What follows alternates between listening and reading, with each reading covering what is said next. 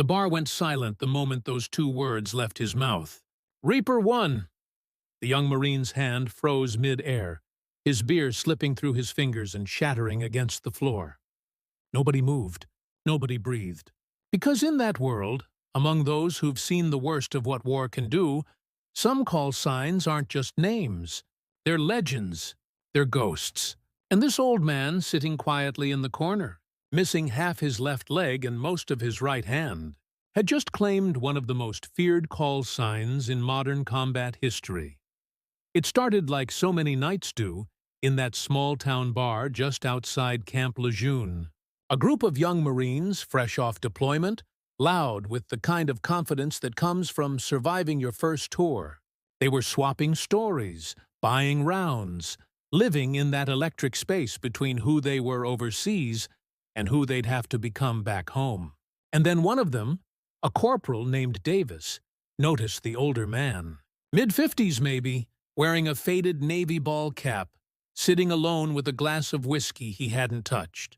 The man's prosthetic leg was visible below his jeans, and his right hand, what was left of it, rested on the bar like a silent testimony to battles these young men could only imagine.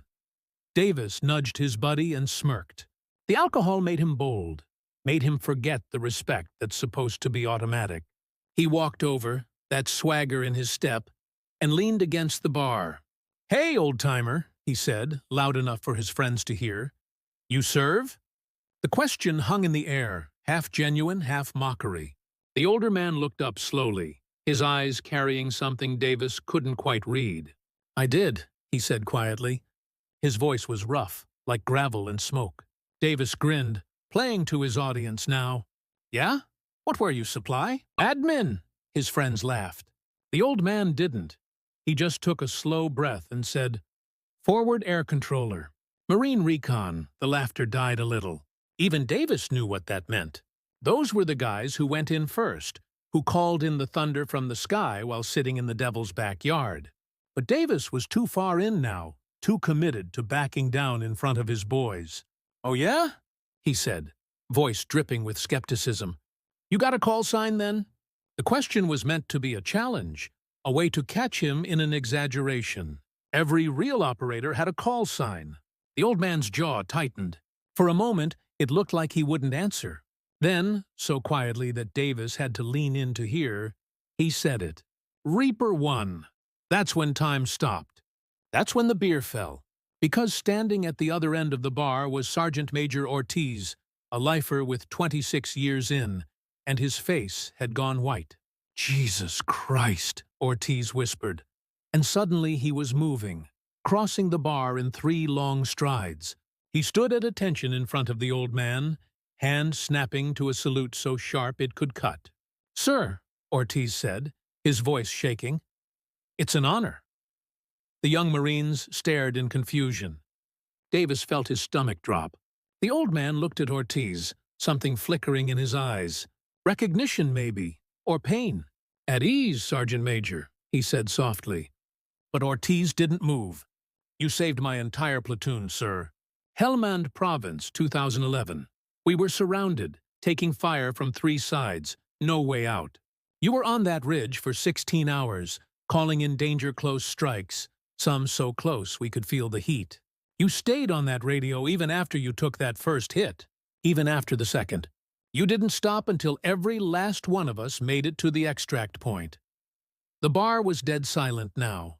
Every eye was on the old man, whose name, they would learn, was Colonel Marcus Hale, retired. Davis wanted to disappear, wanted the floor to swallow him whole, but he couldn't move, couldn't do anything but listen as Ortiz continued. "They said you were dead, sir. After that building collapsed on your position, after the medevac finally pulled you out, they said you'd never walk again, never wake up again." Marcus smiled, but it was sad, distant. "They were half right," he said, lifting his damaged hand. "But I woke up, and I learned to walk, more or less." Ortiz finally lowered his salute, tears streaming down his face. 17 of us made it home because of you, sir. 17 men got to hug their families, meet their kids, live their lives. That's because of what you did. Because you refused to leave us. Marcus looked down at his untouched whiskey. I lost good men that day too, Sergeant Major. Before you. After you. The ones we couldn't save. His voice cracked. That's what I remember. Davis found his voice, small and broken. Sir, I'm sorry. I didn't know. I didn't. Marcus looked at him then, really looked at him, and his eyes held no anger. Just exhaustion. Just understanding. You couldn't have known, son. That's not who I am anymore. I'm just a man trying to figure out how to live with what I saw, with what I did, with who I lost. He stood slowly, leaving money on the bar. But let me tell you something, all of you. He looked at each of the young Marines. Those call signs, those stories, they're written in blood and grief and choices no one should have to make. So wear yours with humility. Honor the weight of them.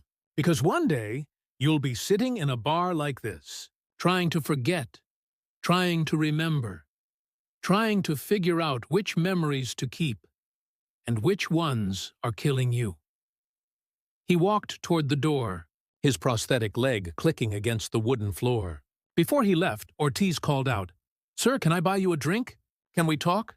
Marcus paused, his back to them. For a long moment, he didn't move. Then he turned, and for the first time that night, he smiled. A real smile. I'd like that, Sergeant Major. I'd really like that.